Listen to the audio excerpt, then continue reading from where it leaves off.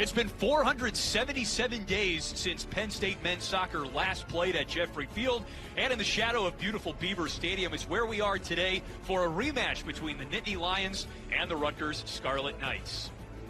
Hello there, it's great to be with you, Chris Fosters and Chris Doran. Now, these two teams wouldn't normally be playing again in the same regular season, Chris, but what do you make of the rematch? Well, what a great opportunity for Rutgers to get back at Penn State after that loss early in the season. And for Penn State, after being off for 2 weeks because of COVID protocols, they need to find some rhythm to finish this campaign strong. It's been February 27th the last time Penn State played, as we look at Jeff Cook, the third-year head coach, who recently picked up his 200th career win against these same Rutgers Scarlet Knights. And as we look at the starting 11, Chris, what do you like about his team? Well, Chris Shakes is back after missing 2 games because of injury, so he's between the pipes after a great freshman campaign. Brandon Hackenberg, you can't say too much about him because he's a great defender.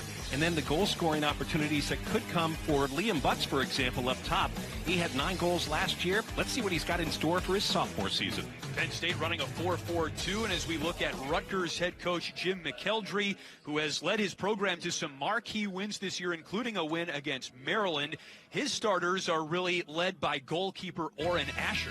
2-time Big Ten Player of the Week defensively. Asher is terrific between the pipes. He's got good defenders in front of him too, but Asher comes up with the saves.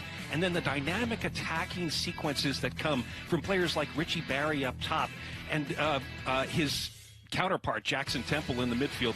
It should be very exciting soccer from the Rutgers standpoint this afternoon. Good to be outside under the blue skies of Happy Valley. Pretty breezy, we understand, in central Pennsylvania right now, but just a gorgeous afternoon for soccer in a rematch between Rutgers and Penn State. Rutgers 3-2, Penn State 2-1. Rutgers coming in off its regularly scheduled bye week in this 10-game condensed season. And again, Penn State with its last 2 games postponed, just happy to be back out on the pitch. A tackle there by Thomas DeVizio for Rutgers to momentarily win possession, and an early whistle as Musa Sabali is massaging his knee right now. Both teams anxious to put their mark on this game early. Not that kind of a mark, though. You want to do it in possession and strong defense, but no need to be careless at this point in the match. Tiger Evans, the true freshman defender, with the contact for Penn State. 24th meeting between Rutgers and Penn State. Penn State has actually won 7 in a row in this series, and Rutgers has not beaten Penn State as Big Ten rivals. But it's been a season of firsts for Rutgers and Jim McElderry. They beat Michigan State for the first time in program history earlier this year. And again, a really big win over that ranked Maryland team that so oftentimes seems to be the class of the Big Ten. Talked to Jim McElderry during the week, and he said that there was a lot of feedback, not just to him, but program-wide from Rutgers fans about how important and special that win over Maryland was. Yeah, he was talking about how phone calls and texts came in and congratulations, and he kind of played it down a bit in our conversation with him yesterday, Chris. At least I thought so anyway. It is a substantial victory, and he said, you know, the reminder I got from the folks who called and texted was just that this is the kind of winning that you wanted as you took over the position at Rutgers. These are the kind of victories that you're expecting, and you should come to expect it season in and season out. Evans squeezed outside of the box and into the corner now. Sabali and DeVizio eventually win possession for Rutgers. It was a 2-1 decision in favor of Penn State when these teams last played on February 23rd. All 3 goals were scored in the first half. And then Rutgers had to deal with a red card situation, went down a man, and they were never really able to find the answer to that deficit. Yeah, that's been an interesting problem for Rutgers really all season. They have played with 10 men on numerous occasions and for long stretches of play as well. Rutgers' last game was a 1-0 loss to Michigan, and they played with 10 men for the final 30 minutes of the game. Sabali looking for a cross. And Evans takes it away for Penn State. That's one stat you don't want to see in the national stat ledger, and that is red cards. They are second in the country for red cards in this short season with 3. Jim McElderry estimated that his teams had received a total of 5 red cards in his 180 games or so as a head coach previous to this year, and now 3 in 5 in the 2021 campaign. Just one of those quirks as Brandon Hackenberg plays it out of bounds, and it's Rutgers' possession deep in the Penn State end.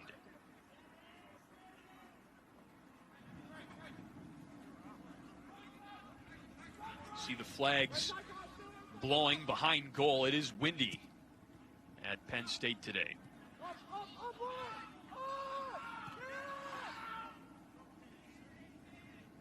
So we talked to the coaches yesterday about some of the keys to the match, and for Rutgers, it's really important that energy and tempo are a part of their presentation from the get-go. We're starting to see them settle into the game here with the first 4 or 5 minutes ticking off the clock, and this is exactly what Coach McElderry is looking for. That tempo also has to show on the defensive side, and sometimes it's a little bit easier on the defensive side, but what he wants to see when the Scarlet Knights are in possession of the ball is he wants to see unselfish runs into the attacking half of the field and into the attacking third. Up the far side now as Temple leaves it for Cruz, and a shot covered up by Chris Shakes, the sophomore from Sunrise, Florida. He's playing for the first time in a long time, Chris. He started the season for Penn State in goal, then suffered a quad strain in between the injury and Penn State's layoff. He's back on the pitch for the first time in a while. Yeah, a couple of young guys who just had outstanding freshman seasons for Penn State. Chris Shakes was one of those players with that .69 goals against average as a freshman. He had 4 shutouts last year in his 10 starts, and anxious to see what he's able to bring to the table in his second season. Chance could be brewing here for Penn State. Danny Bloyu had to wait to touch it to his teammate Andrew Privet, and then a foul called.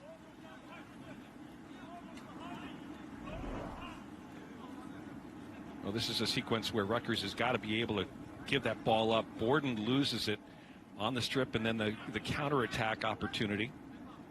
And I think that was left because there was a sense of an offside call pending.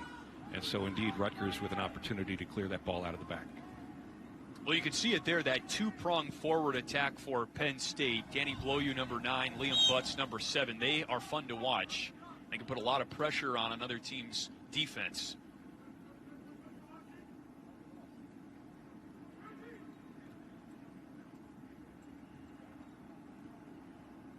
No surprise that Liam Butts is on the preseason Big Ten watch list for this campaign after those 9 goals last year. Yeah, 3 Nittany Lions were on that preseason watch list, and both of these teams, you get the feel that they are ascending programs in the Big Ten, as that one's played up into the box, and Pierre Reedy on it for Penn State. Cole Sotak covering him up for a moment, and Penn State brings it back out. Seth Kuhn, the midfielder.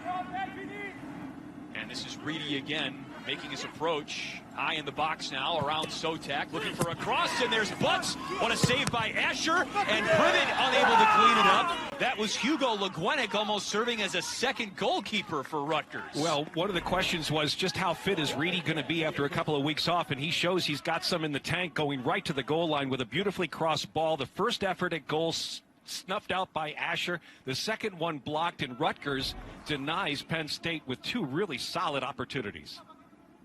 And that's what we were expecting from Rutgers coming in. Outstanding defense and goalkeeper play. And Asher, again, the 2-time Big Ten Defensive Player of the Week, covers that one up on the cross. Chris, I did just want to mention the play of Hugo LeGuenic as well. That save on the back line there, that's not the first time he's made a play like that, as we take a look at the replay. Warren Asher at the near post does a nice job, but that ball is crossed out by the 6, and that's real dangerous for a goalkeeper. Absolutely, LeGuenic just right where he needs to be as he drops back, pinches in, and protects the space behind the goalkeeper to keep Penn State at bay. Second game in a row, LeGuenic has made a play on the back line like that. He headed a ball out of harm's way in the second half against Michigan in what ended up being an overtime loss for Rutgers, but the Rutgers defense was outstanding in the second half against Michigan. They were outshot 16-1 and still managed to get to overtime in a scoreless tie.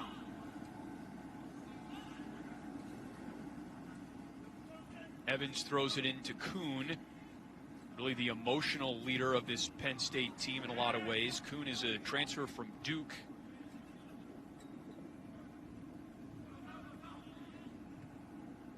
Known to Jeff Cook because of his time at the Philadelphia Union Academy. So a relationship between those two guys from what we understand during training can sometimes be a bit testy, yes, but it makes everyone better. Jeff Cook put it in a really diplomatic way. He said that Seth Kuhn pushes the staff in practice. Right. That's played up by Kuhn to Evans, who chests the ball. Divizio playing defense for Rutgers, and that one is chipped into the box, and Privet touches it out of bounds.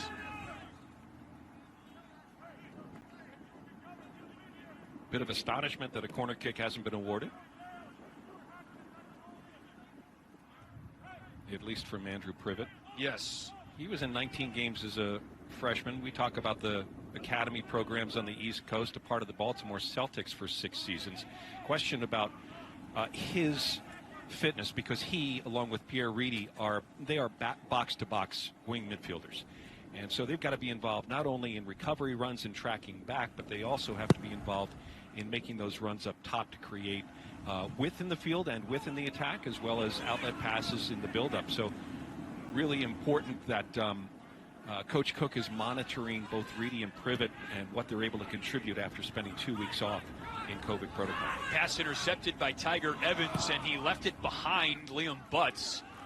See Butts' reaction there. He thought something was brewing for Penn State.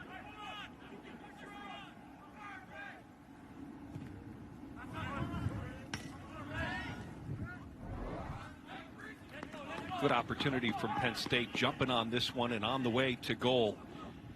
Butts making himself available, but that pass behind him rather than in front of him. That's the left side of the body pass that Tiger Evans is delivering. If he's dropping that ball off with his right foot, he's leaving the defender at bay. Privet on the corner kick, and it's headed to the top of the box. Kuhn bounces one right back to Orrin Asher.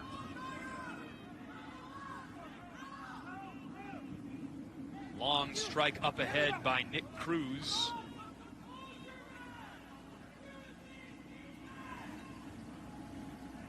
And this is Adam Laundrie with the throw-in. Chris, I did just want to revisit the point you were making about the stamina required by Penn State's midfielders in particular, going box to box, and how that's going to be tested today in particular after this long layoff. And that's what's important to remember, as Privet with a beautiful touch to Reedy, who was taken out in the box. No whistle, we play on. Fantastic run by Reedy, and Cruz does great in that circumstance defensively to tuck himself inside between the attacking player and the ball and deny the chance at goal. But the build-up in that play for Penn State, the combination play through the middle of the park, was tremendous for the Nittany Lions. It really was. McGuinness heads it up to Pugliese, and in the middle, good passing by Rutgers, and here is Jackson Temple at 5'5". He can really fly. He's a Big Ten Offensive Player of the Week, and the strike is high and wide.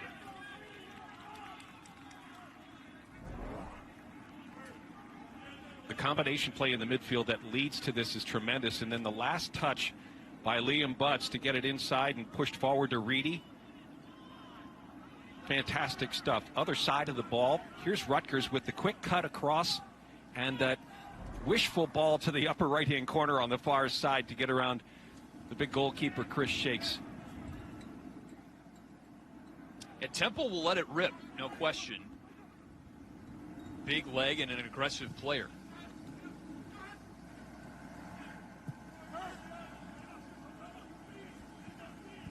Important to remember that during the COVID layoff for Penn State, they weren't practicing for much of that time. Now, they were able to eventually get back on the field with proper protocol, mask wearing, and social distancing. Maybe soccer a good sport for that, just given the mechanics of the game, as Evans is pushed down by Sabali. Penn State is awarded possession.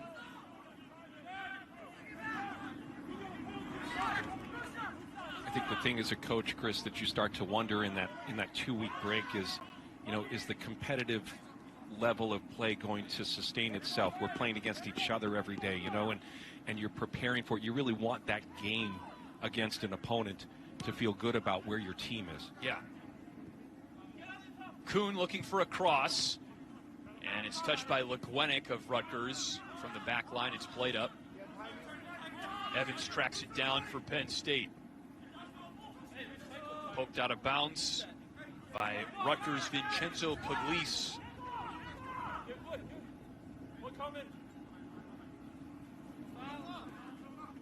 Evans slips through. Bloyu is in front of him, and Evans has it taken away by Vincent Borden.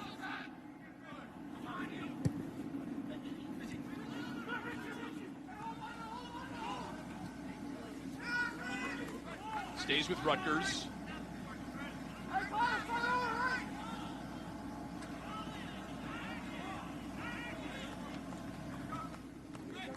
When we talk about some of the fitness concerns that Jeff Cook is going to keep his eye on over the course of this match, it's important for Penn State, as Jeff Cook talks about it, for them to maintain possession in the attacking half of the field and to dictate the pace of the game. So far what we've seen is really quick build-up, great combination play at times, even in the final third. So Penn State has this sense of urgency, but they may not be able to keep it up over 90 minutes, and that's why Cook is concerned about maintaining that pace in possession. Rutgers in possession now in the attacking third. Divizio and Pugliese with Jackson Temple in the mix. Penn State ball.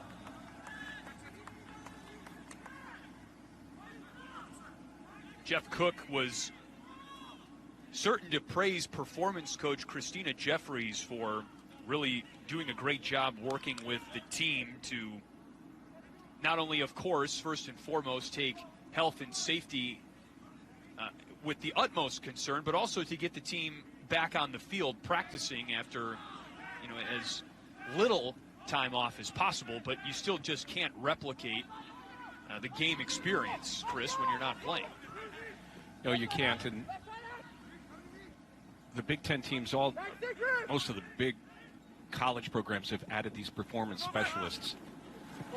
That's off the hands of Shakes on a feed from Cruz. Really an athletic effort by Chris Shakes, not able to keep that ball out of touch. And so a corner kick awarded for Rutgers in this sequence. But, when you add these performance specialists, they're working with software and they're measuring how much players are getting out of every workout, out of every day of training.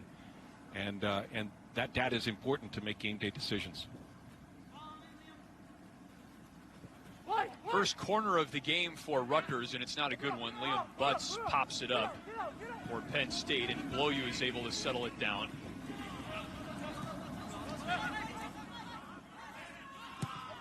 Evans plays it ahead in the direction of Hugo Legwenick, the native of France.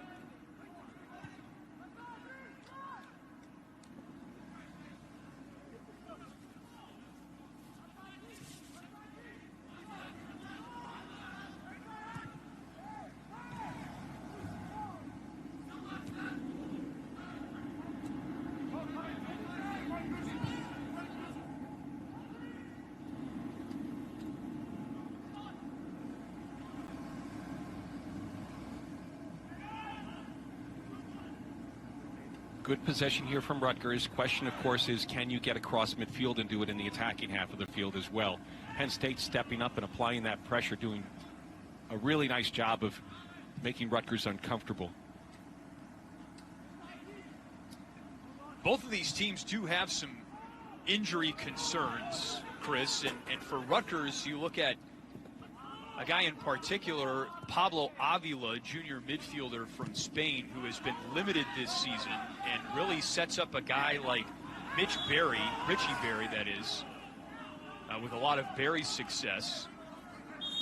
And that can certainly stymie or interfere with the flow of Rutgers' offense, not having a player of Avila's caliber on the field. Yeah, and I think, the coaches acknowledge that all the teams are dealing with it in this strange season. They're just happy to be on the field, and, they're patching together a starting 11 and a bench of subs that they can depend on to get the job done. Depth was one thing that Coach McElderry really wanted to address with his staff in the aftermath of the 2019 season. Felt that his first unit was pretty good, but the team needed more bench support, and he feels much better about the depth of his team this year. And this is a year, as we all know, you want to have some depth. For sure. Evans pops it up. Bloyu was in position for a header, and it's out of bounds. Well, this is a really great service, getting through traffic with the quick pass to the flank, and then the 1v1 battle that's won by Penn State. The service, though, has the targets dropping backwards. Even if Bloyu makes contact with that ball, he probably is not able to direct it.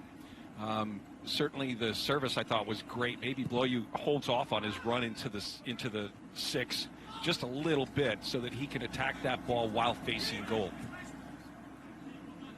But you can see in that sequence, Chris, that Penn State's really anxious to get on the board. And I think that was the sense of urgency that I was talking about earlier. I didn't get the sense that Coach Cook really was expecting too much of 90 minutes of a sense of urgency, but he's really getting it here in this first 20 minutes of play. And Orrin Asher's not going anywhere either. Get some looks on him early, I think, too. Another reason for the urgency, perhaps. Penn State right now with a 4-1 advantage in shots, 2-0 shots on goal.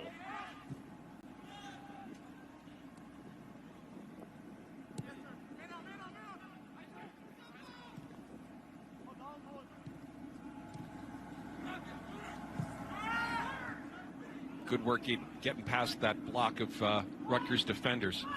And Butts has Privet to his left, pass behind. And Sabali curls around Kyle May, the midfielder for Penn State, number 21.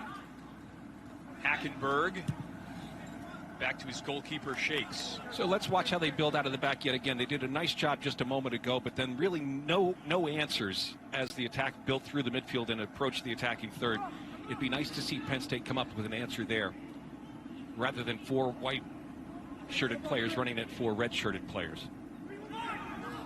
Bloyu with the pass off to Reedy. Reedy on top of the 18, lucky to get it back. And the strike way high. But that's one of the solutions, right? Shoot from distance and keep the goalkeeper on his toes. And, suggest that, hey, you're not going to be safe out here because we're willing to do it any way we have to in order to put one in the net.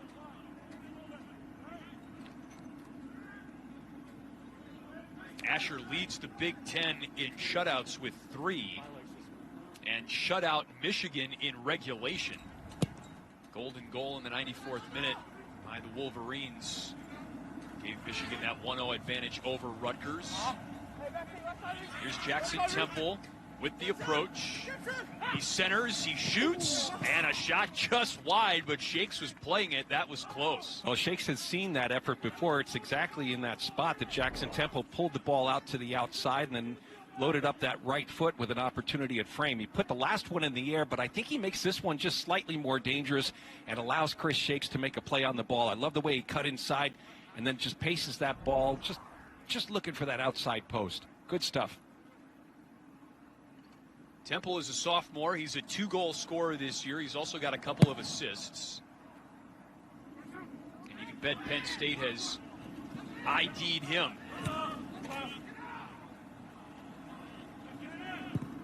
Legwenick able to boot it up towards the middle. Brandon Hackenberg, number 3 on the ball right now for Penn State, to the midfielder Kuhn. And around the triangle for Penn State as they try to bring it across half.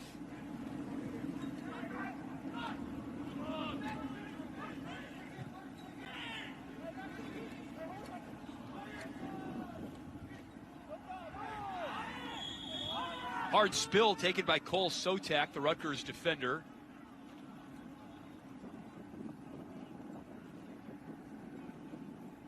Well, that first effort in the midfield was Pierre Reedy rushing back to win the ball back, but the second effort for Penn State to maintain possession results in this foul and an opportunity for Rutgers. On the free kick, this is Nick Cruz.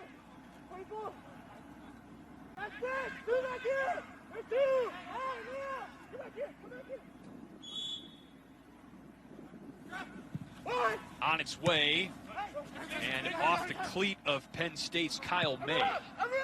Nittany Lions clear it out of bounds. Cruz does a nice job there. He wants to drop that ball just outside the 6 and see if, a mistake can be made by Penn State's defenders and capitalize on that mistake for Rutgers. A decent effort. Here they go again. Headed out of the box, but right to Cruz of Rutgers. If you're looking for Richie Berry, by the way, for Rutgers, he is wearing number 21 today, not his customary number 14. He's on the field right now. There he is. I don't think that was a tactical move on the part of the Rutgers coaching staff either.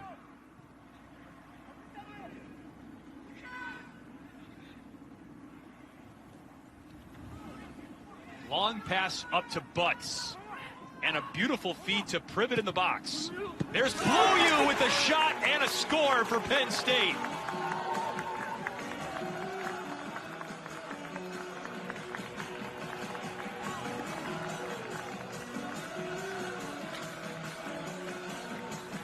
Well, he's got 32 appearances with Old Dominion, and now he shows up on the Penn State campus. He played for Jeff Cook with the Philadelphia Union. He is a known quantity to the coaching staff and to the state of Pennsylvania. Great effort for Penn State as they whip the ball outside, and then the opportunity to, as I mentioned earlier, come up with a different solution entering the attacking third. That's exactly what they do. Once it gets it to the inside of the 18, and it's really poor defending on the part of Rutgers, but an opportunity for Bloyu to score for the second time this season against Rutgers. He scored one against Rutgers earlier in the year. How about that pass from Butts into the box? That's really tremendous. It really is. He's credited with an assist on the goal, along with Privet, of course. Time of goal 24:52, and Penn State, playing in its first game since February 27th, strikes first in its second meeting of the season against Rutgers.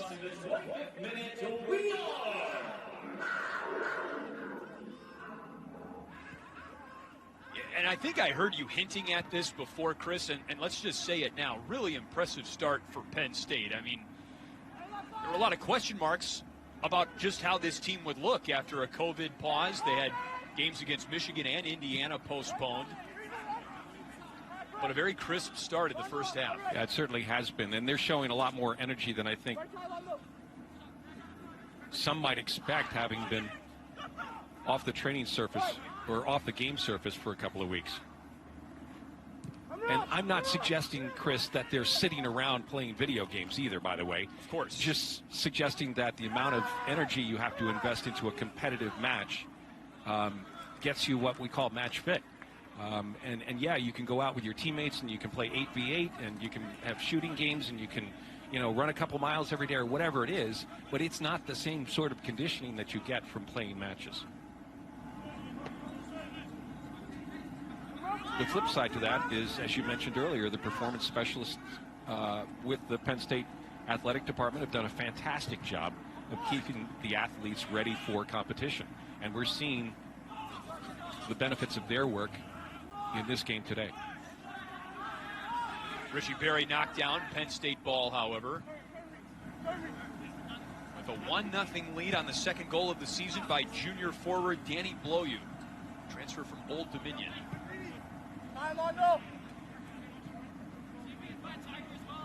In some ways, This is kind of like the first home game of the season for Penn State. It's not the first game they've played on their own campus this year, but their earlier home matches were played indoors inside the football practice facility on a turf playing surface. And it's great to be on Jeffrey Field for a whole lot of reasons, but given everything that's happened in the past year, the fall season push to the winter/spring, it's been nearly 500 days since Penn State was last playing a game on Jeffrey Field. Long pass up ahead, and Penn State's going to try again. Butts on top of the box is knocked down. Another good ball by Reedy as he's out on the flank, making the attack nice and wide, but then he plays this ball into Butts instead of waiting and pushing it across the top of the 6. And this is something that Rutgers has seen a whole lot this year, the card coming out.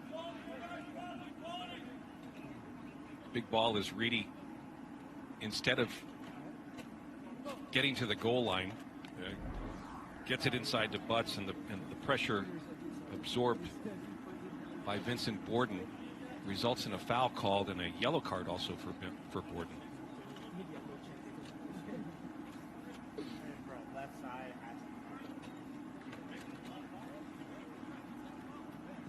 And the kick coming from Andrew Privet. Picked up his first assist of the season earlier in this half.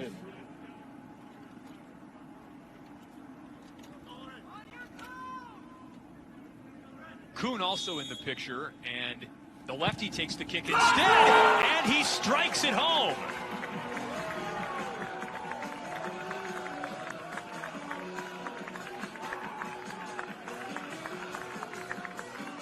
A 2-0 lead for Penn State. And it was a beauty of a strike from Seth Kuhn. I'll be interested to see if that deflected off the wall, but that really appeared to take Orrin Asher by surprise. And I think Kuhn just drove this ball right over the wall.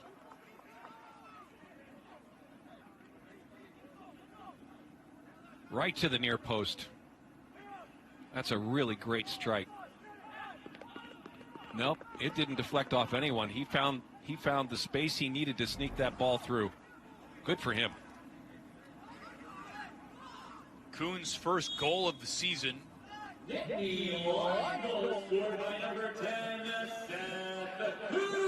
his first point of the season as well. But this is a player, Chris, who was an honorable mention on Top Drawer Soccer's Team of the Week later in February. Certainly a player who makes an impact beyond the box score, and Penn State really testing Orrin Asher here. Well, that'll be a foul called against Penn State. They got a little too frisky when Asher came down with that save. You can't make a play at the goalkeeper when he's holding it. And Butts has seen 2 other teammates score, and he's got an assist, but you're right, Chris, a little too aggressive on the maneuver there.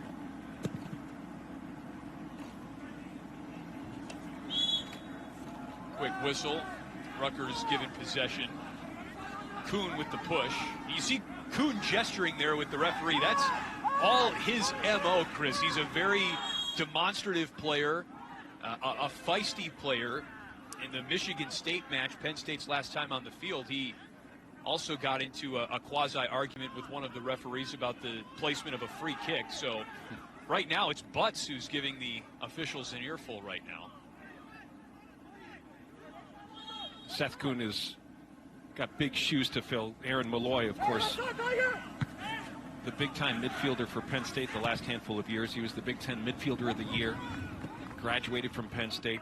A good talent coming in with Jeff Cook and his staff doing a wonderful job of recruiting throughout the Eastern Seaboard, but really tapping in especially into the club environment that exists. Certainly the Union Academy, with which Coach Cook was a part of for many years, but a lot of contacts on the East Coast. And so, you've got a guy like Seth Kuhn who's down at Duke, doesn't really get any playing time for his freshman year. He comes up as a sophomore. He makes 18 starts for Penn State, And now here he is in his 4th start of the season and getting a goal off a restart. He's a left-footed player, and so left-footed players who can put the ball on frame like that can be extremely difficult to defend, both in the run of play and, as we've seen, on restarts.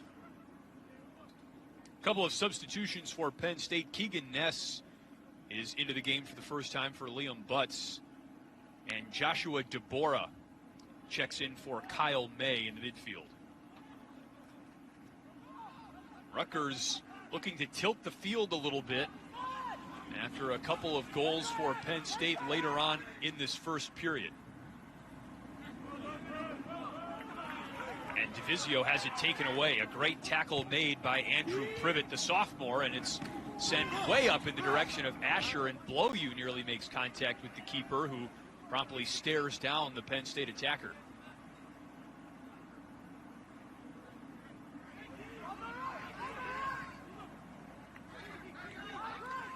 You mentioned the urgency for Penn State, Chris. It's almost gotten more urgent now that they've scored a couple of times, perhaps emboldened by their early success against a really good goalkeeper in Orrin Asher. That's a great word to use. In fact, goal scoring, of course, breeds confidence for a team, and they've found that. They found it early, and they've found it again in the last 10 minutes. It's not like the game's really presenting that there are going to be 3 or 4 more goals scored for the Nittany Lions, but they certainly are doing the work to earn the benefit from everything that's happening in the final third. And they're continuing to put pressure on Orrin Asher. Sometimes, it appears as though they're almost, I don't want to use the word taunt, but they're willing to go right up and make contact if they need to. And I think that's their sense of urgency and their willingness to say, you know what, we're going to get back into the swing and the rhythm of this season and post some goals. And not to suggest gamesmanship, but that's got to get in Asher's head a little bit too. Well, he's certainly a guy that's had a lot of confidence leading up to this game here this afternoon. You're absolutely right, Chris. So he can't, and he doesn't want to feel like, no goalie wants to feel like they're out on an island by themselves. So he's got to make sure that he keeps his head, remains positive. And the thing about Orrin Asher is that he's older than most of the sophomores who come to America and go to school in college, because he spent 2 years with the Israeli Defense Force after high school, which is a requirement of high school kids in Israel. You go right to the military and you serve your 2 years. Danny Marks actually did that, and then he went to Penn State back in 2015 and spent 4 years with the Penn State Nittany Lions. So we've seen this sort of thing before, but the thing that Orrin Asher brings to the table is a lot of maturity and a lot of life experience, too, given what he's gone through, having come from Israel and now getting his degree at Penn State. DeVizio touches it ahead to Anthony O'Donnell, and on the wing, DeVizio with a cross into the box. It's knocked out by Penn State.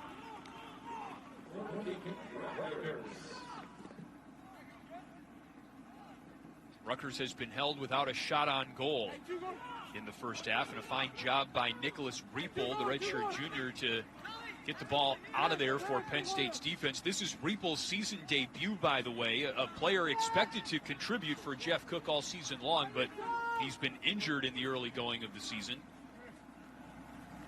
And Cruz on the corner. That was a good ball, and off ahead and into the goal. It's Richie Berry. Rutgers gets one back in the first. Richie Berry had a couple of goals versus Maryland. He's got 3 on the season, and he makes it look easy. That big 6'1" frame does a really nice job of finding all the space he needs with a terrific service inside the 6. Boy, look, really tough defending for the goalkeeper, Chris Shakes, who's actually in the goal when this ball makes contact with Richie Berry. There's no way Shakes has got to make a play for that ball. And, perhaps he's dealing with coming back from an injury, plus the 2 weeks break for the Penn State Nittany Lions. Maybe he doesn't have quite the confidence that he needs to fend off an attacking player 4 yards from the goal frame. But Richie Berry did a really nice job of capitalizing on that opportunity. That was a heck of a ball from Cruz, too. on the set piece.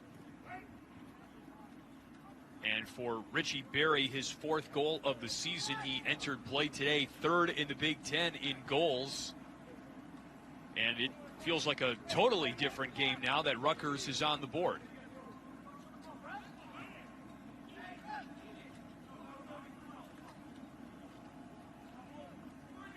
That's DeBora, who touches it last for Penn State. Substitution Rutgers number 7, Galloway enters, replacing number 21, Richie Berry. Galloway prepared. So after scoring that goal, Berry gets a breather for the rest of the first half. Kyle Galloway checks into the game for Rutgers.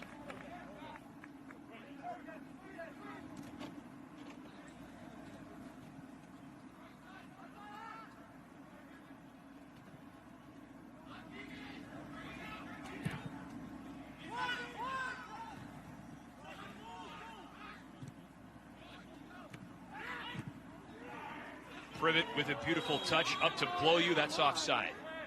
It's just lovely combination play. Again, working through the middle.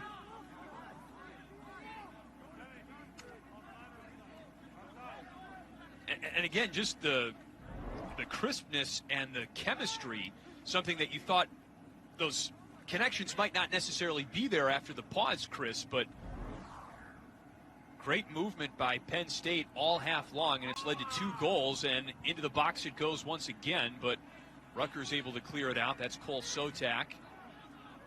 But Kuhn wins it right back for Penn State, and this is Privet. Reedy fighting for it for Penn State. Asher comes in and knocks Reedy down.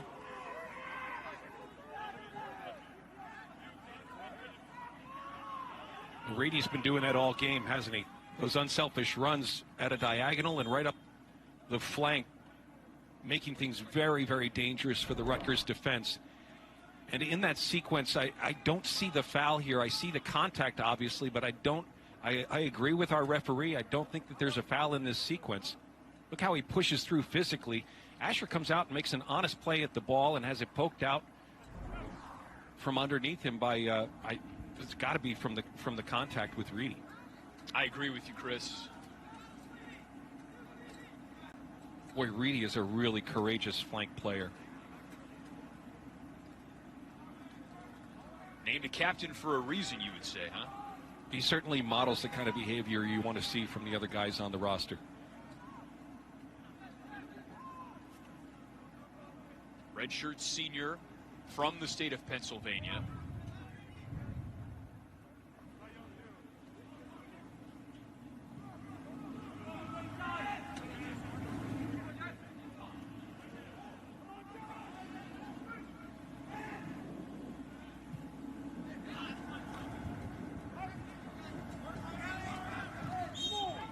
Reeple takes a spill and a whistle.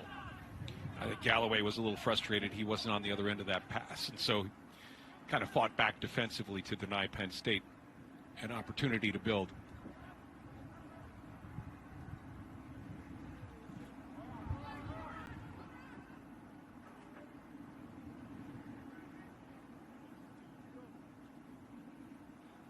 Coach Cook talking about the quality of the turf here at Jeffries Field and the way the grounds crew have done such a nice job through the winter to make sure that this field would be in pristine shape for the start of the spring season. And it is gorgeous. It really is. And certainly a unique set of circumstances for ground crews across college soccer, with the season shifting to a completely new time of year, as Evans on the intercept has got some real estate here on Jeffrey Field. Privet winds up, and the shot blocked by Vincent Borden. Boy, teams are really going to have to pay attention to Tiger Evans. He is terrific coming out of the back and has great anticipation skills. All leading to the opportunity, and now a corner kick for the Nittany Lions. As they try and reestablish a 2-goal edge late in the first half. Ball is still loose. DeBora with a shot that ricochets off Sotak, and Kuhn with the quick strike Got a couple of yards into the box, but not very much. And Rutgers on the counterattack now. Ola Malin, the native of Norway, on the ball. Played up to Temple. And Galloway dragged down at top of the 18. No call, and Rutgers is apoplectic.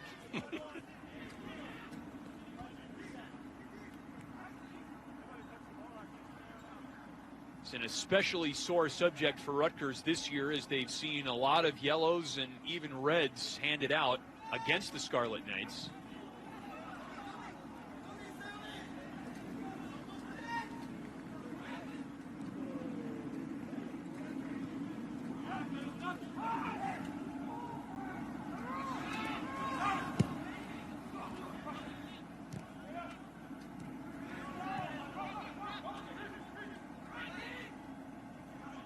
Penn State scored its second goal around the 33-and-a-half mark, and 1 minute after that, Rutgers got on the board. Cross is deflected out of bounds. This is the opportunity for Rutgers, and a big ball laid in. I thought this play was going to be dead, but they kept it alive. The contact over the shoulder, for me, doesn't do much in the way of... No, it's certainly not a foul. There's good contact there, but I don't think you're going to get a whistle in that sequence. Definitely looked more incriminating than it was on the replay, Chris. I agree with you.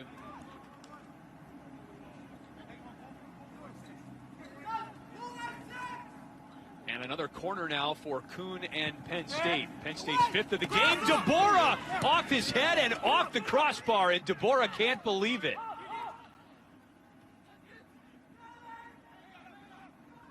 Rutgers avoids a major scare as Galloway tumbles down. Rutgers still with possession.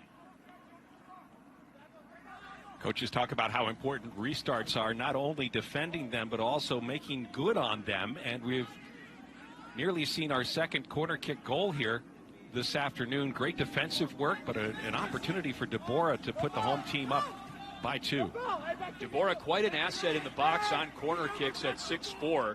Playing in just his second game of the season, not in the starting lineup today for Jeff Cook, but this was awfully close. Terrific ball to the near side of the 6, and Deborah gets up, and Asher does too to keep it out, cleared by his teammates. From behind, you can see Asher's going to get a paw on it. It bounces underneath. Now, we would see replay in certain games if a goal actually happened. Look at Reedy on the chance. Asher sprints out to gobble that one up for Rutgers. But that ball never crossed the white line in total. I think Deborah is probably wondering who he upset on his way to the field today for that goal not going his way.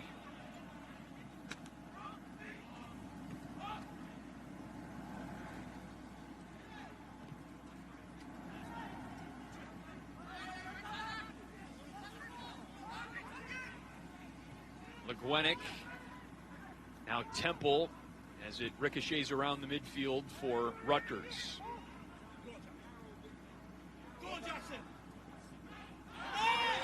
Temple, after a collision with Penn State's Adam Laundrie. You have to wonder if that foul actually took place on the field or off the field. Both those guys were at least 3 or 4 feet off the field as Temple was making that wide run to get around the big defender. So that's a yellow card for Adam Laundrie.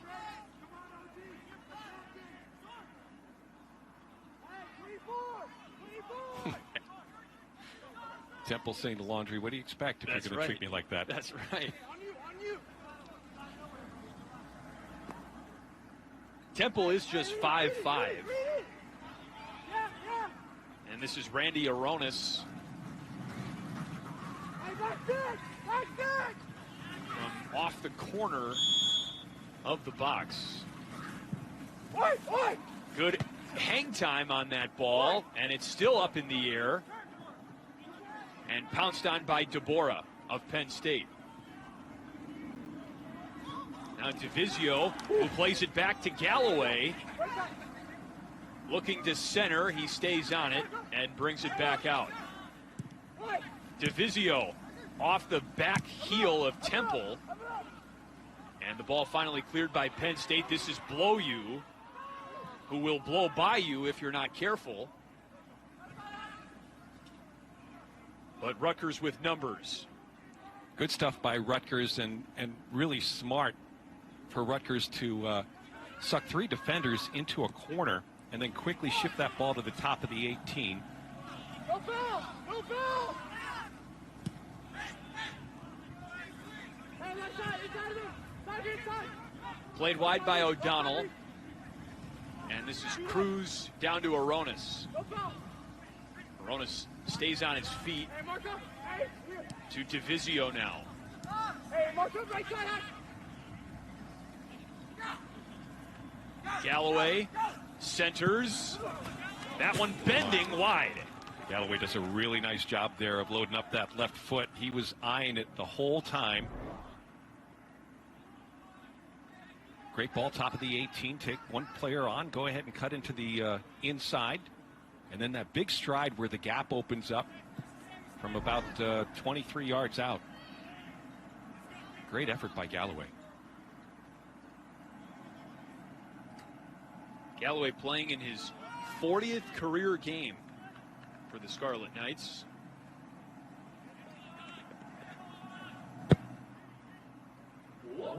Shakes with the boot as we enter the 45th minute.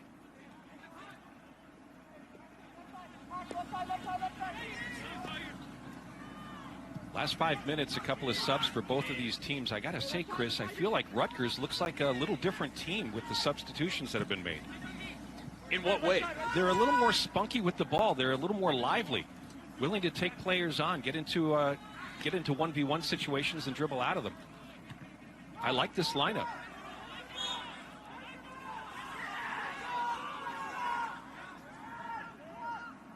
Privet touched it last for Penn State. And DeVizio gets it back in. Galloway with time running low. Evans boxing him out by the flag. 9, 8, 7. Last try for DeVizio and company. 3, Blocked by Evans. 1, 0. And we have reached intermission. 2-1 Penn State. And Rutgers may get another chance here, Chris. Evans might not have been far enough away from the corner kick, and he gets slapped with a yellow. So I can see the yellow coming, but I don't. Oh, they are going to put 4 seconds on the clock.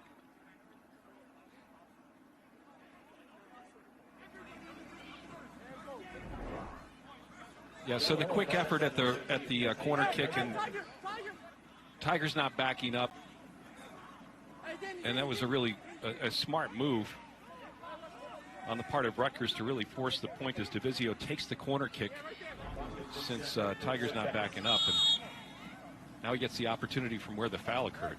One last try for Rutgers. 2, 1, 0. And Penn State defends it well. Oh, certainly an entertaining first half. Penn State and Rutgers, 2 programs on the rise in the Big Ten, Chris. And there was quite a shift after Penn State got that second goal. You got the sense that Rutgers was in a bit of trouble, but after getting that answer just a minute after Penn State's second goal, you could tell that the game had a renewed vigor to it. Yeah, I think there were some creative substitutions that were made, especially on the part of Rutgers, and that they were able to find some space and with some individual skill really open the game up in the attacking half of the field. More of that's going to be necessary, though, in the second half. Penn State deep, as you mentioned, with their roster and willing to go at it again so that they can get back into their winning ways and continue with this 2021 campaign. Goals for Penn State's Danny Blow-You and Seth Kuhn. Rutgers with a tally from Richie Berry, and it is 2-1 Penn State at halftime. Great ball movement by Penn State inside. A set piece for Kuhn gave Penn State a 2-0 lead. Rutgers had the answer, and it's a 1-goal game at halftime. Later today, the soccer doubleheader continues in somewhat different format. We've got Indiana versus Michigan State. That's coming up at 5 o'clock Eastern on the Fox Sports app. Game time pushed back just a little bit for the 23rd ranked Indiana Hoosiers in their tilt against Michigan State. Wisconsin, Northwestern, Michigan, Ohio State. Great rivalry matchup taking place today around the conference. Chris, you look at Indiana and Michigan, both ranked and leading the Big Ten table so far. Rutgers and Penn State, though, both teams, I think, could get to the top 25 at some point this year. Well, I agree with you, Chris, and a lot of it has to do with goalkeeping and then, of course, on the attack, too. I mean, when I look at this scoreboard here, we've got really great goalkeepers in Indiana with Roman Celentano. Up in Michigan, sophomore goalkeeper Owen Finnerty with 1 goal against in 4 games. These guys are doing such a nice job for their clubs, and of course we've talked about Orrin Asher for Rutgers. Yes, I agree with you. Rutgers and Penn State are going to be knocking on the door. And remember, the automatic bid to the NCAA tournament comes as the champion of the Big Ten Conference Tournament. So you're playing for seeding now, and then after that, you're playing in that tournament. You want to get that automatic bid. Why is that important? Because the NCAA tournament's been knocked down to 36 teams from 48 this year. They'll have 24 automatic qualifiers, and they'll only have 12 at-large bids, which is really important. It really narrows the field. And a condensed sprint of a regular season, a 10-game conference-only schedule, with some teams playing each other twice in the same regular season. That is unorthodox.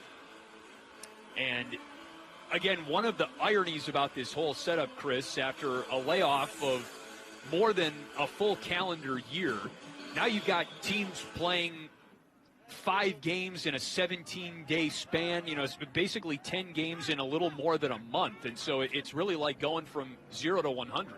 Yeah, it really is. And I think the big disappointment about that is that we then forget maybe that the guys are student athletes, not just athletes. This isn't their professional gig. So it's important that they have the time for the classroom as well as the time on the field, too. That balance becomes real tricky for coaching staffs and academic advisors and everything else. No doubt. And it's interesting looking at Rutgers' roster in particular. They have a lot of international players on their side. And when we were talking to Jim McElderry about that, he said that in that case, it did help having the fall off, if you will, because some of these international players could just come over to the United States and get adjusted to life as a student before you tacked on the athlete part of the equation to this extent. Yeah, huge advantage, especially where in some cases quarantining was a part of the requirement too once they arrived in the United States. So something to sort out here as we're a little more than a minute into the second half. Vincent Borden, who did pick up a yellow card in the first half for Rutgers, plays it back to Cole Sotak. And a long bomb up to midfield is picked off by Tiger Evans, a player that really caught Chris Doran's eye in the first half and might catch the eye of the rest of the conference as this season wears on. Still up in the box now for Penn State. And Kuhn chips it up in the direction of Reedy off his head. And Sotak has to send it skyward and out of harm's way.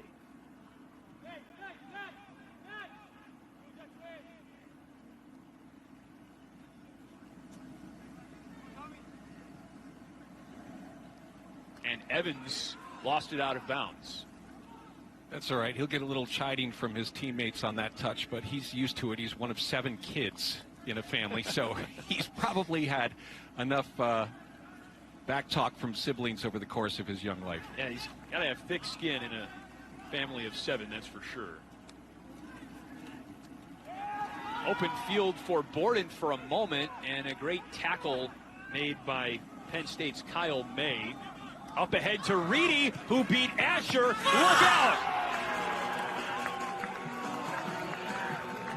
Penn State wastes little time getting on the board in the second half, and it's a 2-goal advantage once again.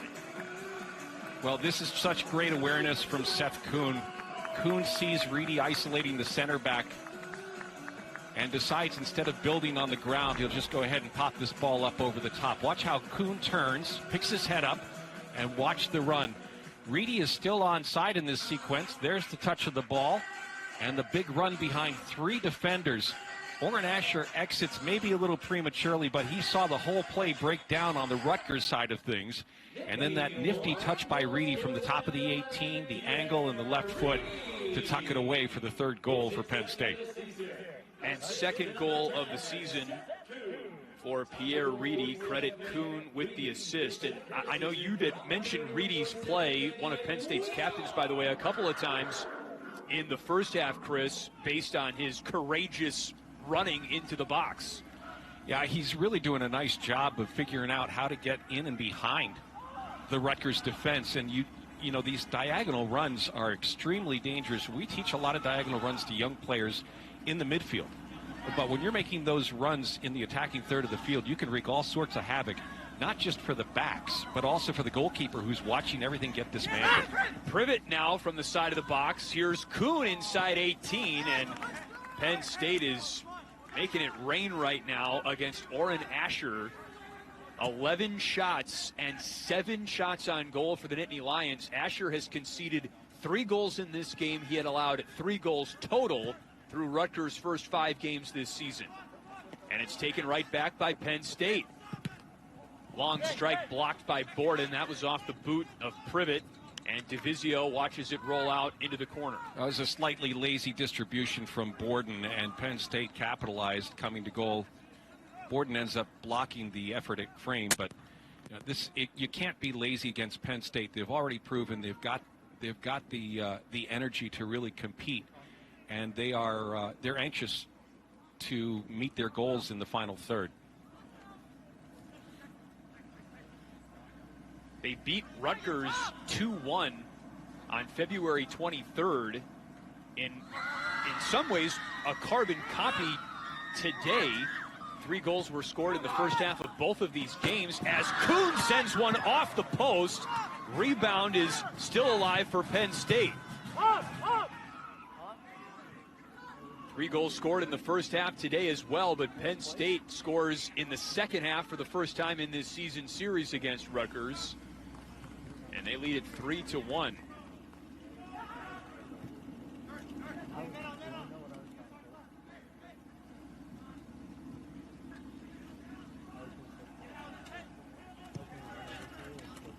Femi Awudesu, freshman defender from Philadelphia, number 28, is on the field for the first time for Jeff Cook and company. He plays it back to Chris Shakes, who still has not been credited with a save in this game. Here's Temple, and he struck that off his teammate Galloway, who's after it now for Rutgers, and he is spun down.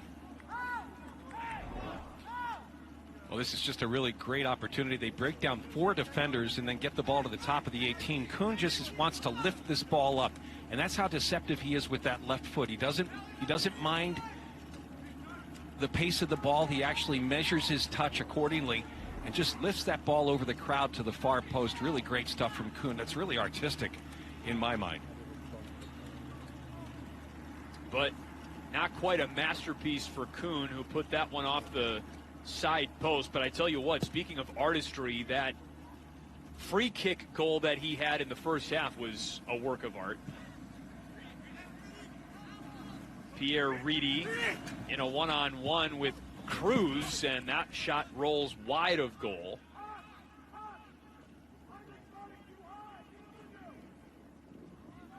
Penn State has thrown a lot at Orrin Asher.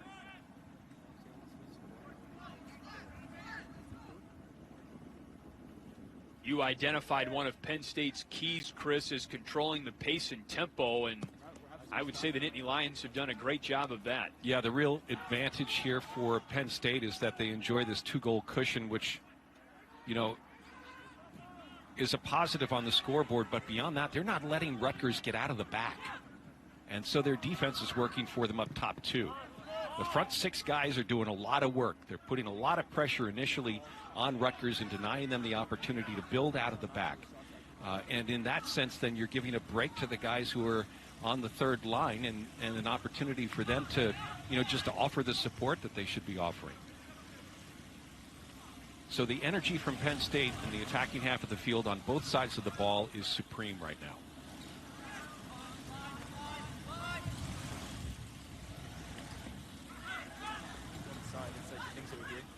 Privet up on top, and that one's off the corner.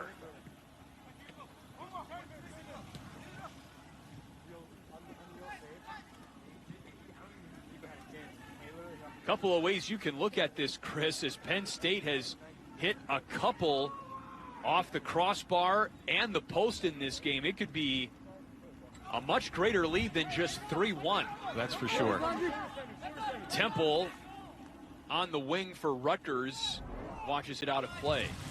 This is great defensive work and tucking that ball inside. The extra effort defensively, and then Privet has the opportunity from about 26 yards out.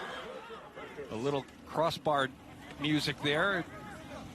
It's a great effort at goal for sure.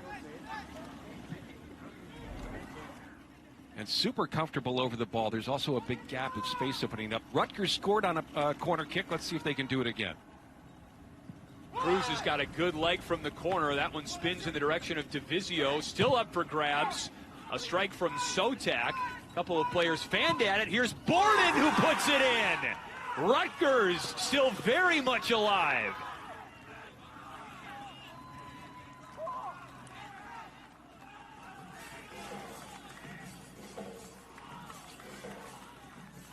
There's a reason why you want seniors on your team, and that's because they've seen repetition after repetition of sequences that they've been a part of where they could have handled it differently. And Vince Borden has probably seen this sequence before.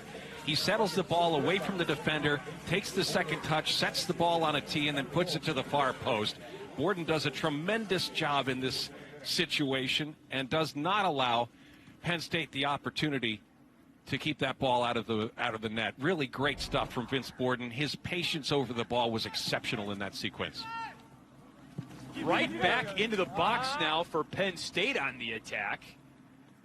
Wasting little time flipping the field right back. And also got to credit Nick Cruz on the corner again for Rutgers. The ball was in the box for a while after the corner, but Rutgers' offense has been sparked by a couple of corner kicks in this match.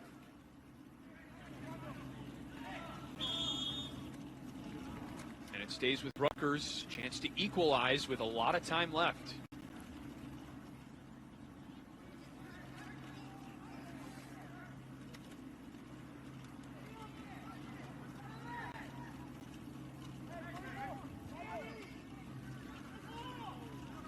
Got to tip your cap to the response by Rutgers. You would not say they have maybe had their A game today, but they've found a way to hang in this game. They certainly have.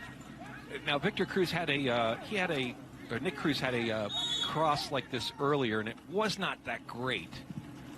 That's better. And it goes. Galloway got a noggin on it. Temple quiets it down. Borden with another swing. Rutgers still on the ball. And Evans finally boots it out of the way for Penn State down to Bloyu. And Bloyu stretches the field with Legwenick on him. And a gorgeous pass up to Butts. And a save by Asher.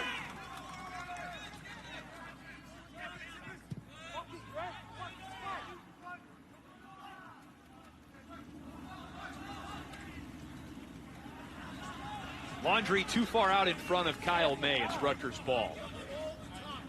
Bloyu does a really nice job of identifying the runners ahead of him, and he opts to go for the far runner and put that ball right into space where Liam Butts can run onto it. Credit Orrin Asher for exiting early and making it difficult for Butts to finish the play. And Penn State beat Asher for a goal by Reedy when Asher left the box early or came out early. But Asher sticks to his guns and makes a heck of a save on that chance. It's Divisio into the box and cleared by Penn State.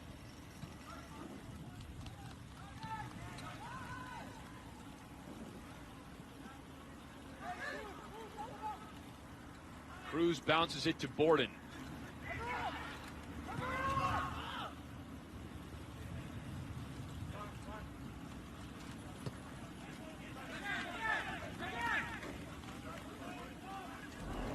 Well, it's been a really exciting second half of play. Big ball by Cruz and an opportunity to finish this play.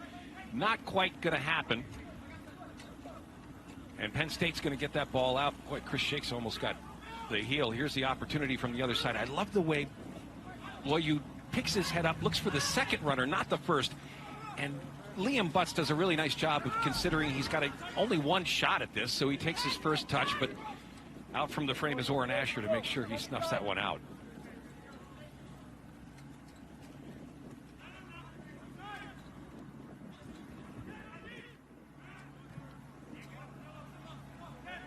You know, in the build-up, Chris, one of the things that we tell attacking players is that, especially when you've got the defense on their heels, it's not the most obvious pass, it's the least obvious pass where you're going to make the most impact. And the most obvious pass is that 4 or 5 yard push to the inside. But Loyu has the awareness and the time, which he creates for himself, to look for the least obvious pass, and that's Liam Butts streaking right down the middle of the park. Just high intellect soccer for sure, with the game moving very fast too. Kuhn on a couple of bounces to Asher.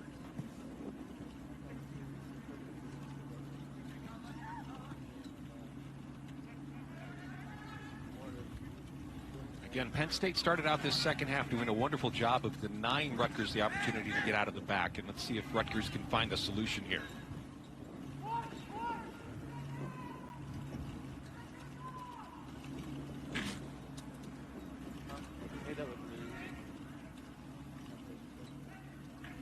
You mentioned how the NCAA tournament field is going to be contracted this year. And Penn State, remember, still a season removed from an NCAA tournament appearance in 2019. And here's a chance for Rutgers on the takeaway. It's Galloway, and a scoop save made by Chris Shakes. Hold up, baby. Keep going, lad, keep going. Penn State brought a lot of returners back from that NCAA tournament team a season ago, and you know that they're thinking if we can just get on track and string some games together consistently, and we can make a run towards an NCAA tournament bid again. Loyu on the cross, no one really home. That might have been a handball on Privet rather.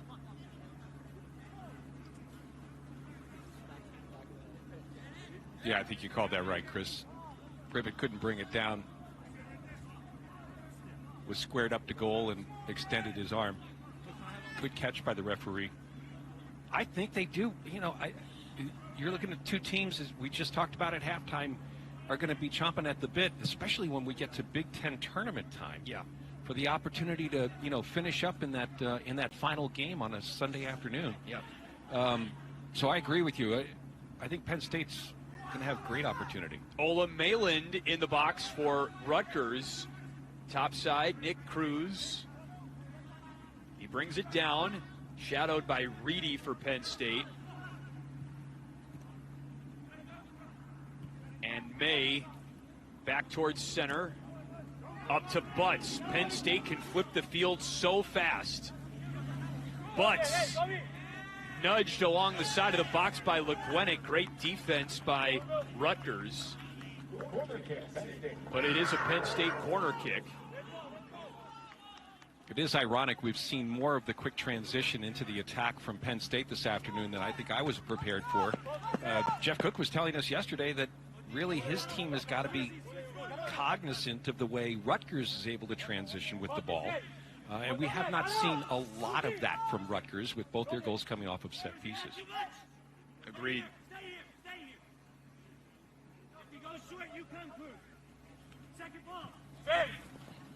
From Kuhn, that was a relatively flat kick, but on the second chance, Asher read that one from outside 18.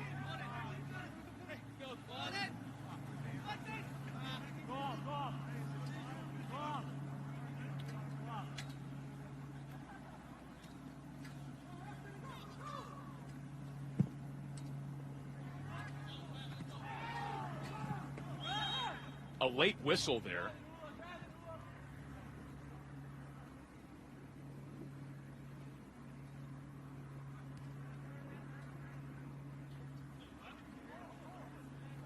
That's Penn State's Adam Laundrie, who received a yellow card in the first half. He's got to be careful. And that's not the first time we've seen him shrug his shoulders and hold his hands out saying, what are we looking at here? He's a Big Ten distinguished scholar, one of 2 on this Penn State team. And a physical player on the soccer field. For sure. Here's DeVizio. Fine defense supplied by Andrew Privet. Penn State coming back with it.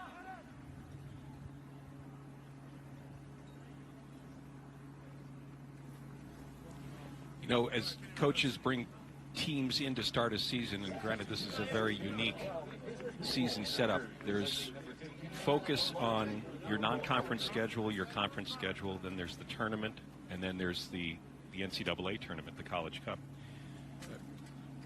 They're not playing non-conference opponents this year. So these conference games every week have the same theme. This is what we're using to build toward the proper seed in the table for the Big Ten tournament.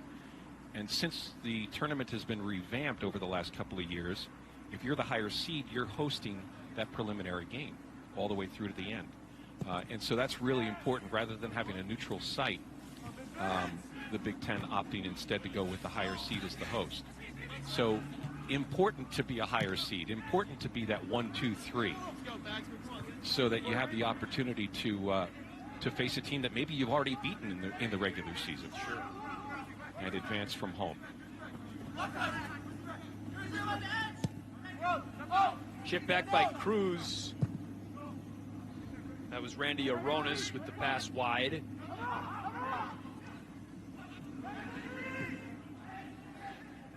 Borden, who scored the last goal of the game for Rutgers. Penn State scored very early in the second half as Aronis is tripped. And once again, Rutgers had the answer to make it a 1-goal game. Long pass into the box, and Shakes was all over it.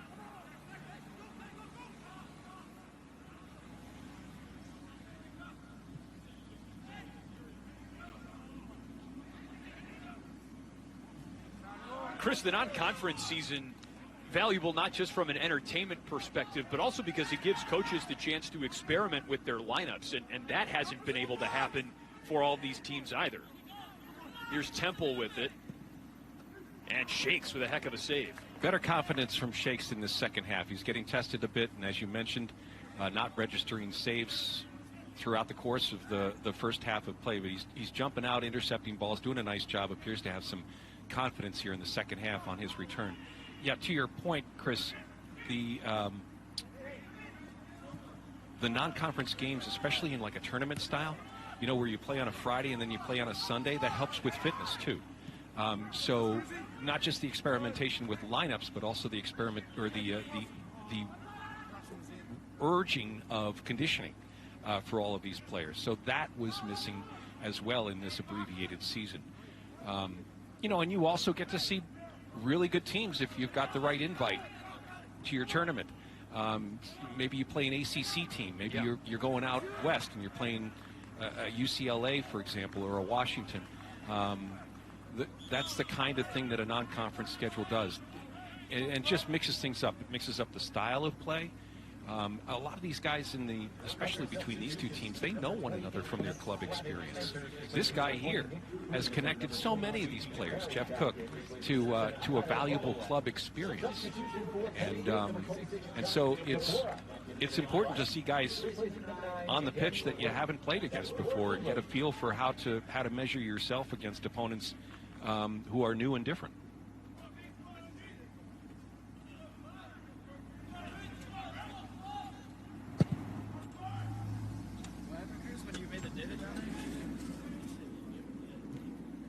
Evans lobs it ahead. Butts was in the vicinity, but Legwenick got ahead on it. But Penn State in the attacking third now. DeBora with a shot way high.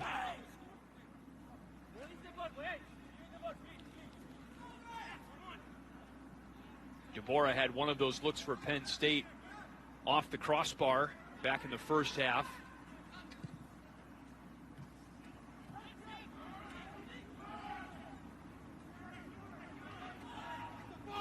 Here comes Penn State on the attack once again. stymied, however. But Kyle May still with the ball on a pass to Privet, and a short pass knocked out of bounds by Divisio of Rutgers.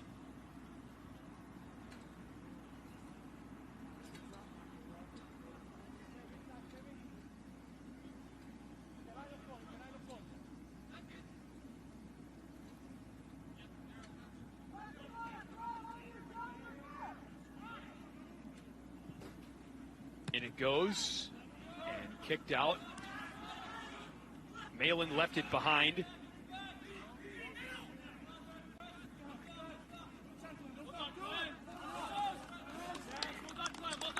Rutgers ball. Clement Slavic, the sophomore from Toms River, New Jersey, gets it in to Borden.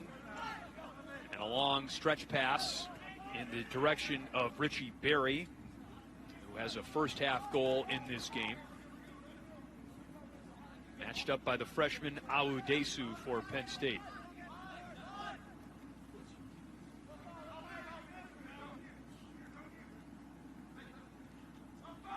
Berry has it taken away in traffic.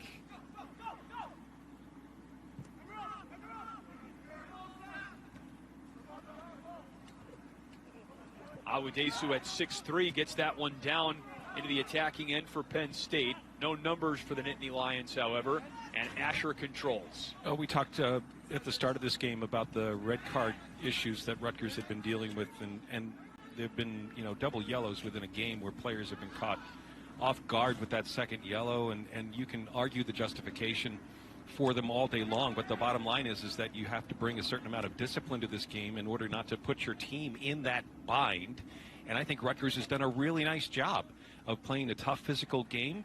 Goal production, certainly. Good defensive work. They've had a couple of close calls, but overall have done a really nice job. So if that's been a point of emphasis for the coaching staff, then I'd say that the message has been received by this group.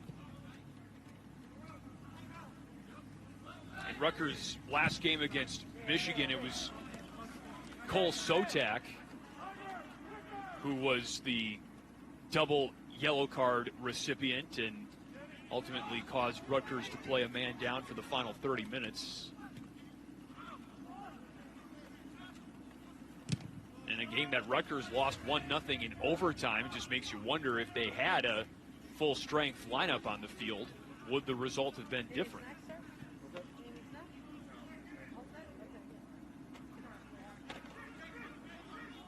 Still some really big wins this season for Rutgers, who got off to its best start as a Big Ten program at 3-1 before the loss to Michigan. It's a team that has beaten Michigan State and most notably Maryland, but is down to Penn State with less than 20 minutes to go in regulation, and it's a Penn State team that has already beaten Rutgers this year. Thrown in by Audesu. And O'Donnell plays it wide to Temple, who will try and maximize this breathing room here. And here's Berry, who curls back in. Taken off the ball. And Penn State counters. Reedy in the middle. Right to Divisio of Rutgers. Plays it back to his goalkeeper.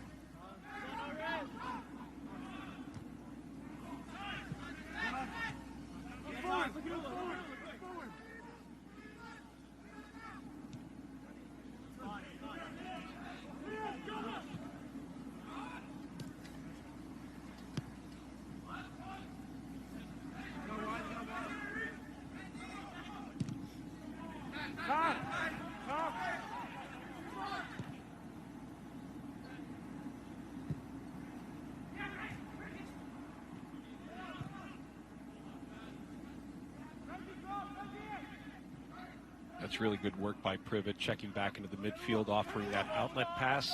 He doesn't want to possess there. He doesn't want to turn and dribble. He just wants to help the back line relieve some pressure coming from Rutgers. And Penn State's done a really nice job of demonstrating how they can move through the midfield vertically in this game. Second half got off to a hot start. There were 2 goals in the first 9 minutes of the second half, one for Penn State, one for Rutgers. And we've been at this 3-2 score ever since.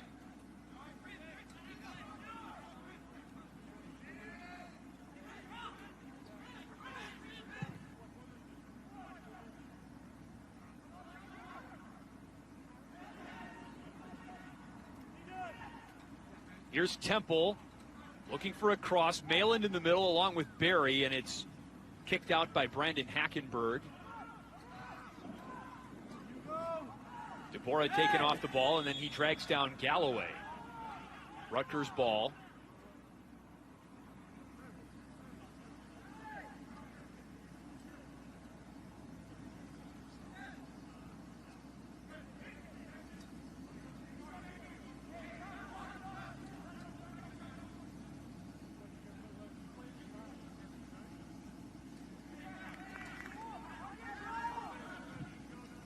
And it goes, and headed out by Hackenberg. Kuhn plays it up to himself. Penn State had numbers for a moment. Rutgers quick to race on down.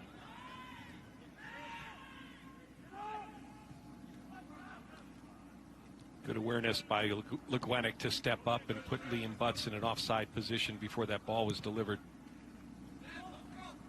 It prevented the build up into the attacking half of the field for Penn State. Rutgers is able to win this ball back. Legwenick's a good player. He's kind of a bulldog back there on defense, but makes some really high IQ plays as well. Big Ten freshman team last year, started 16 games as a freshman. Goes streaking after that one and slides in front of DeBora to put it out of play.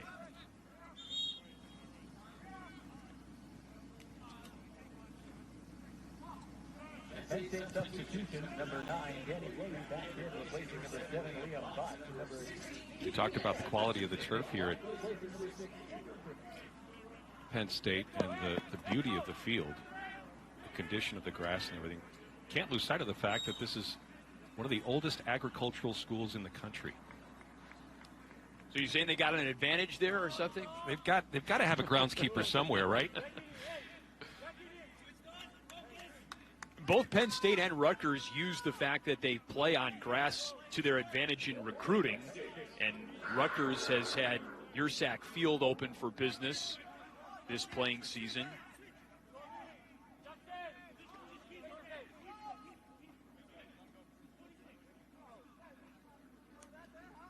Players talk about, and you know this, Chris, how it's just recovery is easier when you're playing on grass as opposed to turf. Into the box from the corner and kick right back out. Yeah, there's nothing better than fresh lawn to play this game on. There absolutely isn't. Unfortunately, out of necessity, the sport has had to find solutions to climates that don't afford grass growth for 12 months out of the year, and synthetic turf has become the answer. But for high-level competition, the only answer in my book, and in a lot of people's books, is the natural turf solution. Audesu to Danny Bloyu, who just checked back into the game for Penn State, number 9 for Liam Butts at the forward position.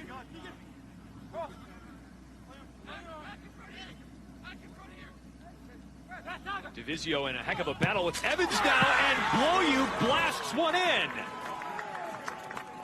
That's Bloyu's second of the game.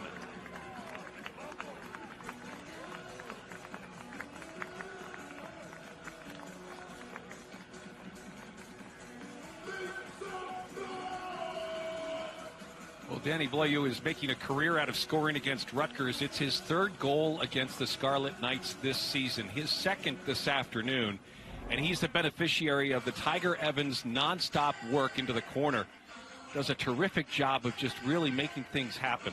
This is significant buildup for Penn State, and they really put Rutgers in a bind defensively because they're able to get through 1, 2, and 3 defenders for a top ball to the 6 and a Bloyu finish to pretty much put this game out of reach. That was just a fantastic pass, Chris, by Evans. I don't know how he was able to wrap this one around Divisio.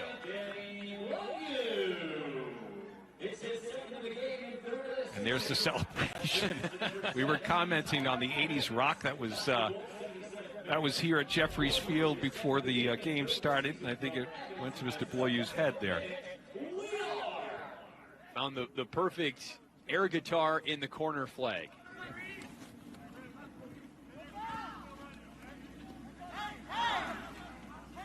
Slavic gets tied up.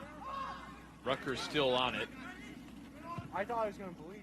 You see the Penn State substitution as Josh DeBora is out. And Jose Palomeke, senior, checks into the game. Temple popped it up right to Shakes, and Temple took a hard fall on his hip. Temple was about as airborne as the ball was there. More substitutions as Musa Sabali is back into the game for Rutgers, and Ola Malin takes a seat.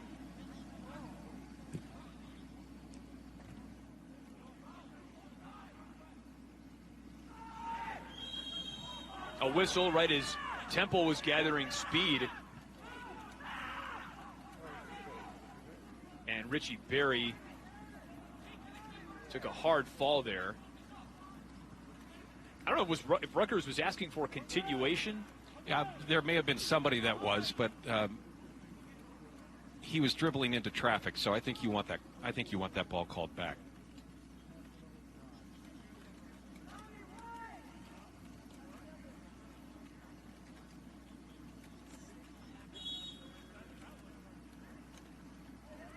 Randy Aronis winds up.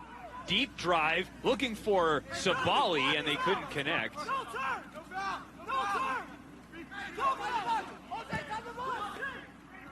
Aronis chests it and fires wide.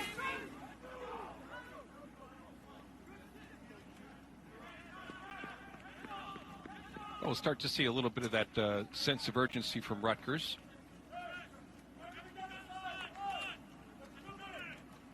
They just haven't had enough of the polish in front of goal to keep pace with what Penn State has brought to the game this afternoon. Rutgers, it's funny, both of these teams came in after some time off. Rutgers was by design. They just had their regularly scheduled bye. Penn State's was not because of COVID-19 shutdowns. And here's Bloyu again. He's looking for a hat trick for Penn State, but it's taken away from him by Legwenick. And fanned at by Slavic. That's a turnover into the box again for Penn State.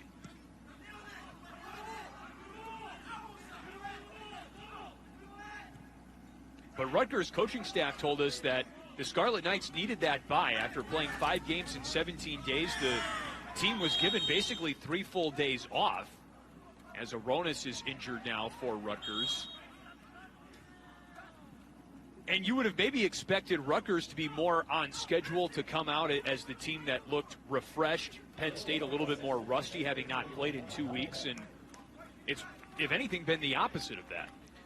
Yeah, it really has. And I think the fact that Penn State's playing at home, that they've gone through all of their testing and the protocol that the team and the athletic department has instilled from their homes, so it's more routine, certainly gives you an advantage in this period of time. They don't have the supporters here. You know, that doesn't necessarily give you the home field advantage that you'd like to have. But the fact that the routine has been at home, I think really helps out anybody in a competitive situation during this pandemic we're dealing with. True. Kyle May just picked up the yellow card, by the way, for Penn State. That one ricochets off Sabali, through to Bloyu, and a little too much heat on the touch pass out of bounds.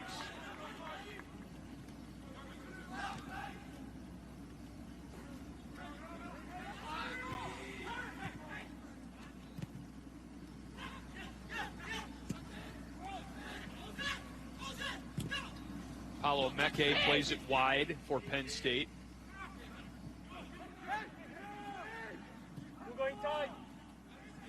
Evans from the wing.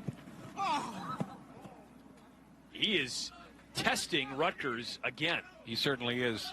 And in this sequence, he opted, instead of getting to the goal post, he just went to the goal line and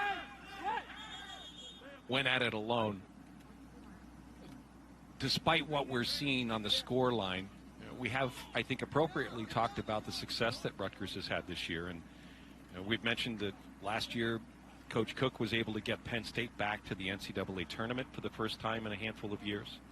And that Coach McElderry has done a really nice job with Rutgers in terms of creating a little history. The Maryland win, the first since '95, their first win in the Big Ten opener ever. They've been a part of the league since 2014, but have never been able to open the schedule with a victory, and they've done that starting at 2-0 in the season. So really great stuff for the Rutgers staff.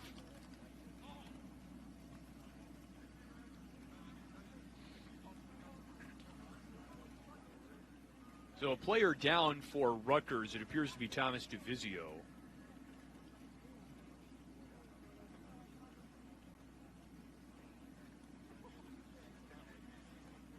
It might just be a cramp.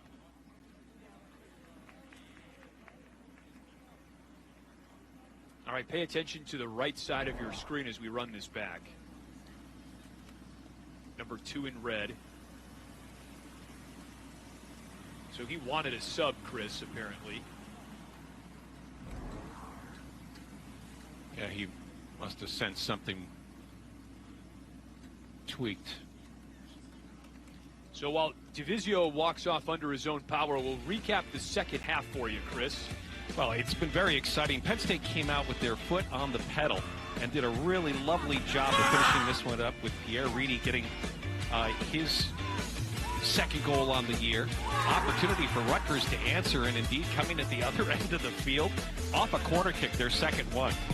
And then Tiger Evans doing a nice job of tucking this ball inside. Mr. Bloyu celebrating on the corner flag with the air guitar.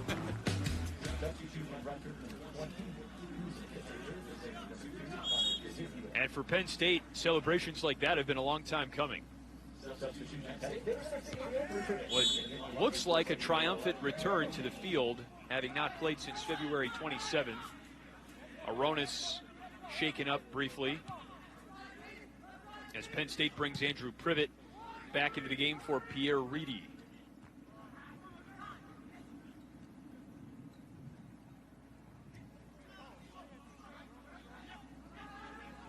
Legwenick on the dribble, off to Sabali on the wing. Temple off the corner of the box. A give and go with Sabali, and it was almost over Temple and now belongs to Penn State. Tough fall for Tiger Evans. Believe it or not, Chris, Evans has not played in every game for Penn State this season. He made his college debut off the bench against Rutgers in the first meeting on February 23rd. Got the start today, and I don't think this is going to be the last start he makes for Penn State. No, he's been exceptional. He really has. He's got great speed, strong awareness, especially in the midfield. He seems to really understand how he can play a role on that outside back slot and help in the buildup. And then he has no problems getting forward and creating really dangerous chances in the final third. Native of Harrisburg, Pennsylvania.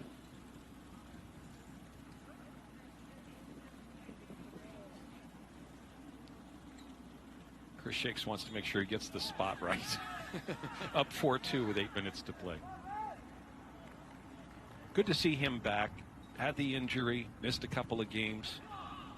Good support from the second keeper, Owen Elliott, but Coach Jeff Cook telling us that Shakes came into this season as the number one. Or I should say he earned the spot as the number one. There you go. Going into the schedule.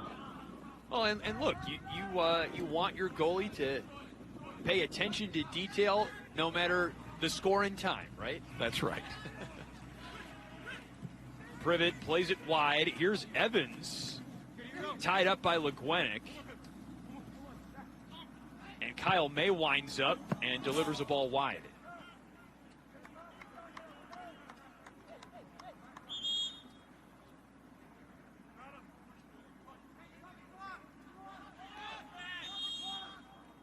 Evans is shaken up again for Penn State.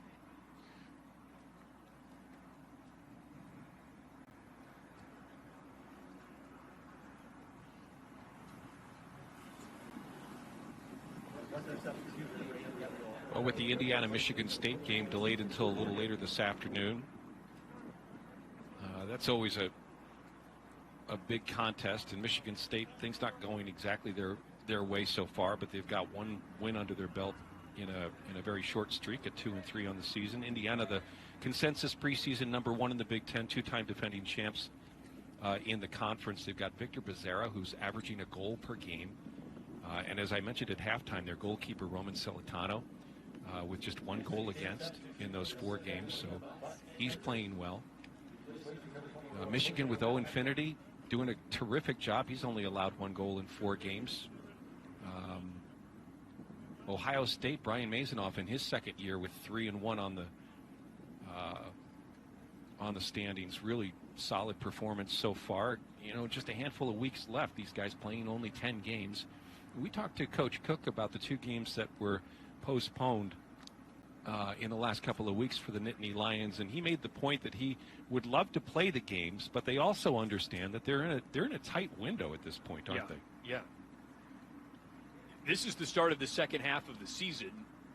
5 games in, 5 games to go, and it's 5 games in a roughly 2.5-week period, roughly 17 days or so. So there's just not a lot of time to reschedule games that are postponed. And as Jeff Cook told us as well, it's not worth rescheduling a game at the end of the regular season just a couple of days out of the Big Ten tournament. Right. You mentioned that Michigan State team that actually handed Penn State its only loss of the season so far in Happy Valley. They were playing indoors inside the football practice facility. It was a late 87th minute goal for the Spartans, kind of a quirky goal that hit off the side post and eventually wormed its way in. A tackle by Sabali, but not a legal one. And Bloyu is helped up by Legwenick.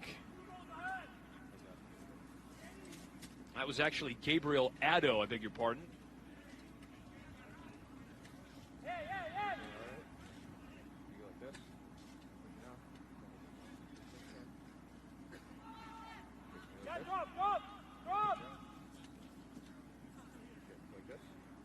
Free kick for Seth Kuhn.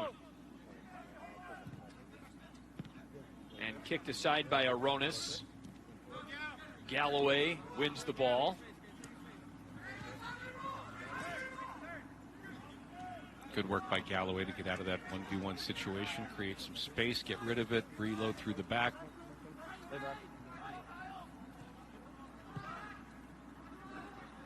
Maryland at 2-3 on the season, Chris. Sasha Sorosky getting his 400th win. Congratulations to him. Got a couple of national titles under his belt, too, and any number of conference titles, either from the Big Ten or from the ACC in his history as a coach. Does so much for the college game. Sure. And Tim Lenahan, the head coach at Northwestern, in his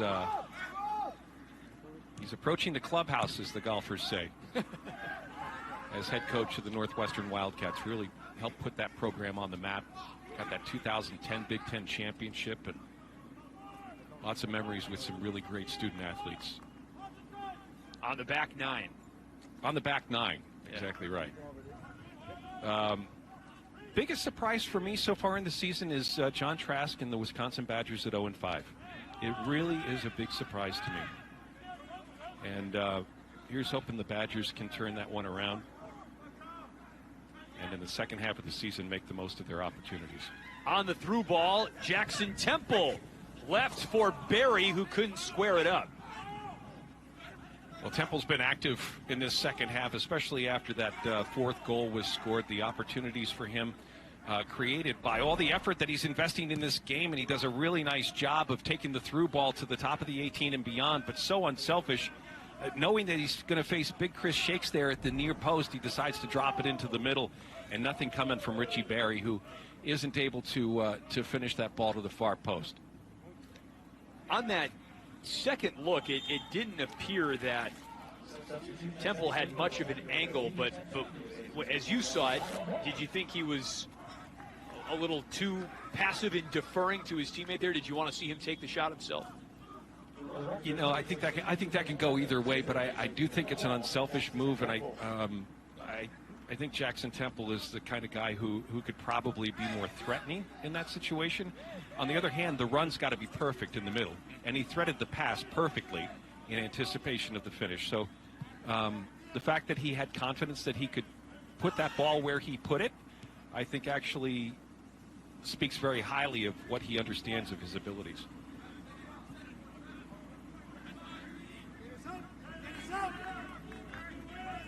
Well, you mentioned Wisconsin's 0-5 start a moment ago, and just, again, looking at the conference big picture, it certainly stands out. We showed you the standings a moment ago, and they're really quite compact with the exception of Wisconsin. I mean, really the only outlier in the table. What otherwise appears to be a very even conference in terms of wealth distribution. When you look at the talent that's spread out. Yeah, it's a good point, Chris. In fact, we see this every year in Big Ten men's soccer. There are only 9 teams.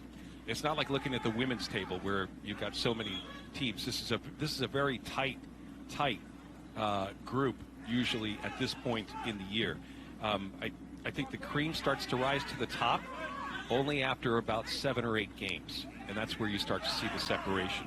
So that's why it's premature to count anybody out. Yeah. Or to assign anyone tournament seats at this point.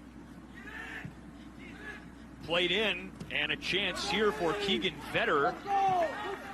And Reedy is able to boot it out for Penn State. Addo on the counter, and he gets tied up with Liam Butts.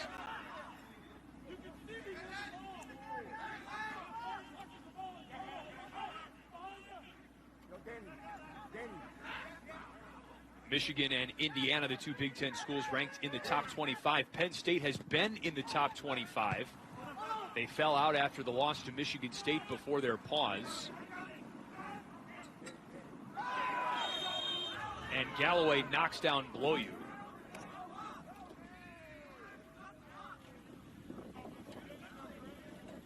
But Chris, Penn State receiving votes still in the top 25 this week, and after a win like this, good sign of sportsmanship there.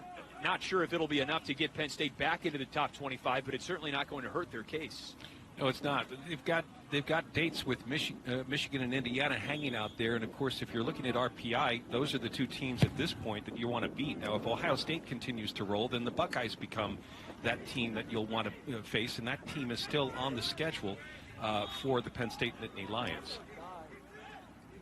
So you start to get, at this point, some respect, certainly from not only the coaches in the coaches poll, but also from the RPI index when you start, performing well against teams that are ranked well above you. And so that's why, in part, I think it might be important for Indiana and Michigan to show up back on the Penn State schedule.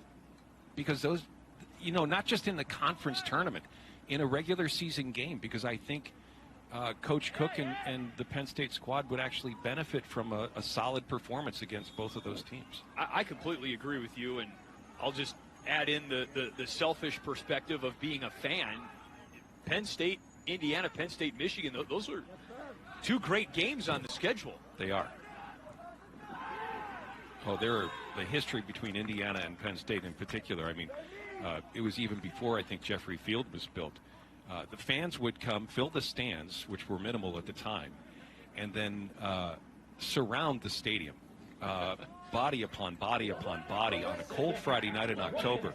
And, it was a game between 2 top 20 teams, 2 top 20 programs, a game that everyone looked forward to.